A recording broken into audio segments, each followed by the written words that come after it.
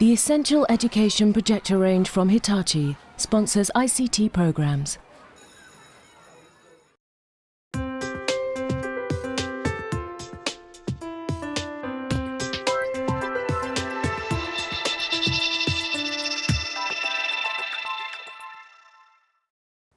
If you're hunting for primary English ICT resources that might just spell success, then take a look at the 3 CD-ROMs that we've got on today's Resource Review ICT Special.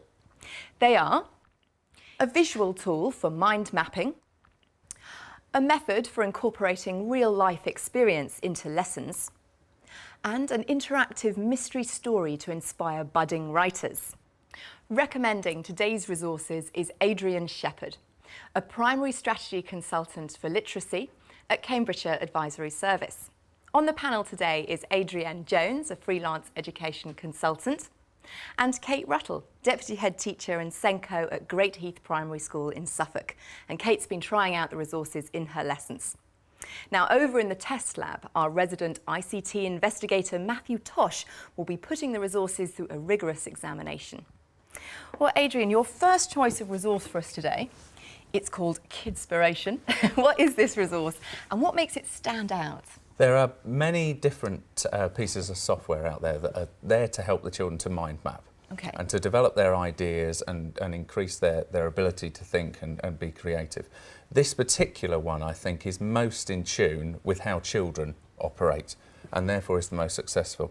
So here I've taken the opening from a well-known children's book, and just to demonstrate how this can be used by the children, we can take a central theme, as we have here, the title of the book, and then we can add to that as many different aspects as we wish. And I think that's where there's a lot of power, not just in creating plans for stories, but in analysing and developing comprehension around what the children are reading. OK, well, thank you very much. Let's go over to Matthew for the first time and see whether he's drawn any inspiration from Kidspiration. You may remember your college or university days when you had to plan an assignment on paper before putting it down in words. Well, Kidspiration allows children to do a similar thing on screen. Well, here's my project. It's about going on a holiday, and I want to add a few more ideas. So I'm going to add an idea now about transport, and here's my thought bubble. I'm going to add some text. Now, I think we're going to be travelling by train, so I'd like to add a picture to this one. And the pictures can be added from the left-hand side. I can change my topic by clicking on the arrows there, or I can use this drop-down menu to select from a multitude of different topics. And there are over 200 images on this piece of software to choose from. There's my picture of a train, which we'll just drag in there. And I can add some text as well.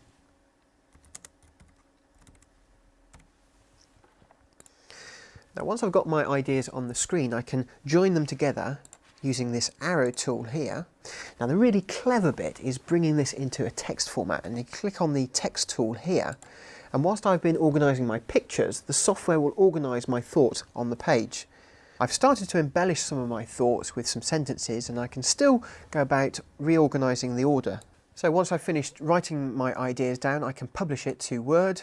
Now, you can also export to other formats using the export tool here. So the software offers complete flexibility for organising ideas. You could do concept maps, grouping topics together, all sorts of things. In fact, anything that can be organised on paper can be organised on here. In fact, I wonder if it'll do my shopping list.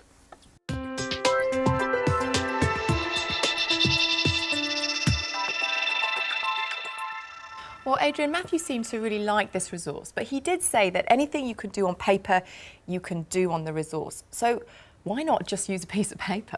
No, I think that this can do more than paper can. The flexibility, for example, we can move any item anywhere, not just within a particular area, but change its position entirely. We can also make links. And I think that's very key for the children. We could draw one aspect up to another to show that link that wouldn't be possible on paper without arrows covering the entire page. Right, OK. All right, well, now let's go and see what Kate thought of it. You've tried this with your pupils. Yes. What happened?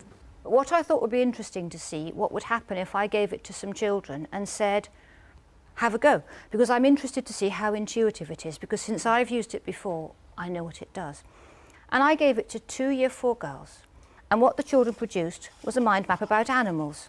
Right. And they actually discovered very quickly, they had about 20 minutes, almost all of the features that Matthew was talking about on the screen. And I thought very powerful for 2 8-year-old children who've never seen this before to come in and create a mind map from scratch.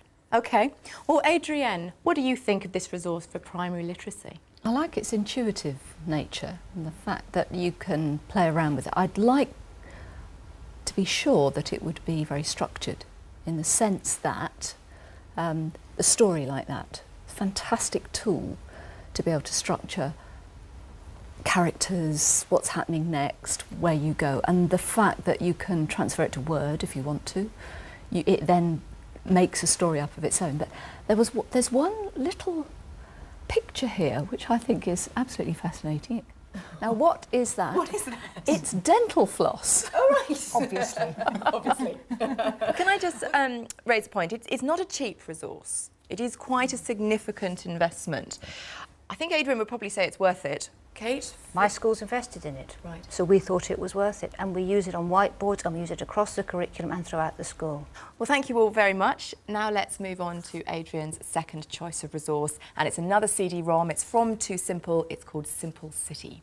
So Adrienne, again, what is it about this resource that you like so much? This is a fantastic resource for bringing new technologies into children's play.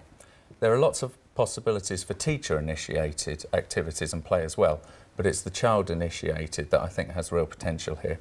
So what does it actually do? What is this resource? Right, we have, as you can see on the screen, a number of different areas of the city, as it were. We have the playground, the farm. If I go into the vets now, and we'll start there, you can see that you have access to different types of resource. You have stills that are linked with voiceover. You have graphics that provide activities.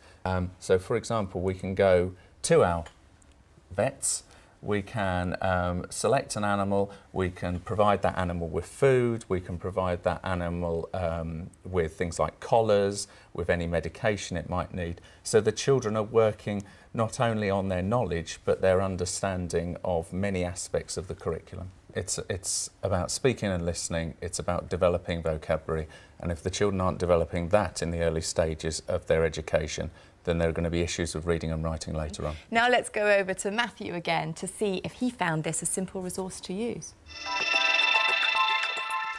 When you launch Simple City, you're presented with a screenshot of different locations within the city. And to visit a place, you just click on it. So I think we'll start with the garden centre.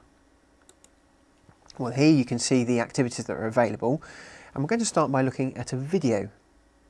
Garden centres grow seeds and plants for people to buy to plant in their garden. And we can have a look now at some children's perspectives as well. George and Nicole are going to tell you about the garden centre they have at their nursery. We're digging in the earth to grow tomato plants. There's an activity now, and the first activity in each section is usually the simplest, so I'll have a go at this one. And essentially I can plant seedlings and different plants, and then I can water them to encourage them to grow a little bit more. Once that's complete, you can even print it out. What I do like about this resource is it's very user-friendly, particularly the dialogue boxes that you see here. They're easy buttons to click on. Well, I want to show you one more activity now. It's a sorting one, and it's in the zoo section. Bird. Very good. Magpie. You're a star. Rabbit. Not quite.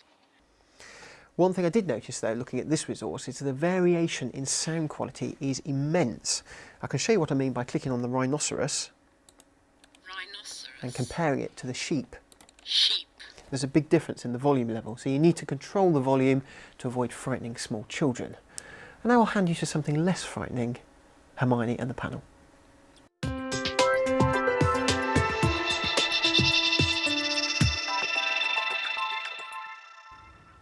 Well, Adrienne, Matthew picked up on this rather fundamental point that there were sound issues with this resource. The volume does vary in some cases, and so where one moment the sound might be quiet, the next moment it will be very loud. And to be fair, that is a problem. I mean, Adrienne, to you, is this quite a big problem? Well, there was one particular area within the zoo when the photographs were being shown, and there was a voiceover, and you could hear what was people talking in the office behind it. Now, actually, that was such a shame because the product itself is really good. Kate, what do you think? Again, very intuitive. They particularly, we had enormous fun in the zoo. And if you go into the zoo, there were lovely little animations. Look, the shark becomes George. Oh, brilliant. And this lovely lizard here climbs up trees. And it's actually a wonderful way of looking with the children at things like how creatures move. OK, well now let's move on to our third resource today. It's another CD-ROM and it's called The Lost Boy. So Adrian, tell us about this one. I think out in the market at the moment there are a number of story-based ICT texts. This one I think is at the top end of the market in terms of the quality. You have animation, but you also have real images, and I think that's a strength. So it does appear very real to the children. The storyline is built around choice. So at a point here, as we can see for the first time, I can make a decision as to where I want to investigate. And at any time, I can go further and use the text and analysis features to be able to look at that particular item in detail, and I can take a tour through the story, so I can zip backwards and forwards. Now, this resource alone won't have an impact on children's learning. This resource needs to be built within a unit of work where the children are exploring this practically, so that the children develop their skills of comprehension and empathy, as well as analysing the story to inform their own writing later on. OK, thank you very much. Well, now over to the panel. Kate, what did you make of this one? I have very mixed feelings about it. I think they've chosen a fairly slim storyline in order to build all the stuff around it. And actually, I would much rather be using Kidspiration and doing what you were doing with the Kidspiration earlier on as a way of developing understanding and comprehension and speaking and listening and writing around a story than something like this, which is expensive. And I have to say, I've never yet been convinced to buy Digitext because I think there was an awful lot that's good about them, but not enough. Adrienne, what do you think of this resource? I wanted to make a comment about the support booklet, which is amazing. It has so much detail, and it actually gives teachers a huge amount of information. In some ways, I thought it was a bit too overloaded, and there's an awful lot to take in. I agree that the book contains too much detail, but I think as with all resources, there needs to be that message that you take this and you make it yours in your curriculum. OK, well, thank you all very much. I'm afraid that's all we've got time for today. But just to recap, the three resources that we looked at were Kidspiration by Inspiration Software USA, available in the UK from Tag Learning. Simple City from Too Simple Software. And The Lost Boy from the Digitext series published by Pearson Longman. For more information about the resources featured today, go to our website. It's teachers.tv/resource review, or email us resourcereview@teachers.tv. So a very big thank you to our panel, to Adrian, to Kate and to Adrienne. Thank you for joining us, and we'll see you next time on Resource Review. Bye-bye.